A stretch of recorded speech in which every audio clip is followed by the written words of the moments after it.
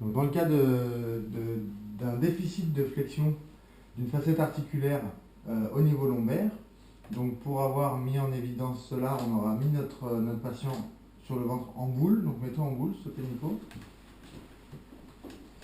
De cette façon ici, on va venir palper au niveau lombaire, déjà regarder si visuellement on note une différence, et venir palper ici, au niveau lombaire, les apophyses transverses de chaque niveau lombaire.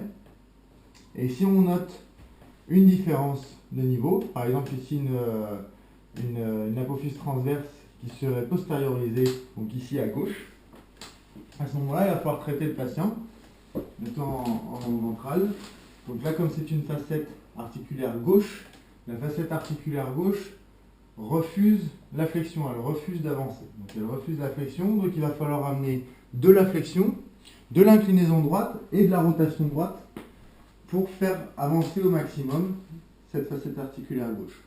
Donc on laisse le patient ici en ventral et on va amener de la flexion et de la rotation droite en fléchissant les jambes du patient, bien faites légèrement plus vers moi. Voilà.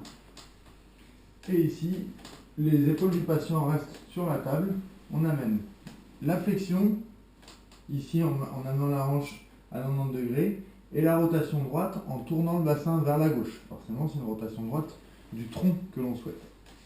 Les jambes du patient vont être en dehors de la table. Tu peux décaler encore un tout petit peu si tu veux être mieux. Voilà.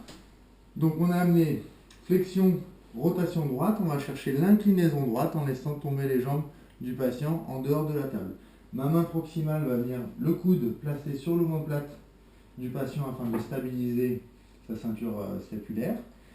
Et la main sera au niveau de la région lombaire, au niveau que l'on cherche à traiter pour palper.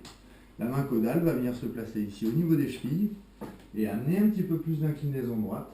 Et on peut demander au patient de faire un contracteur lâché, donc de venir pousser sur notre main.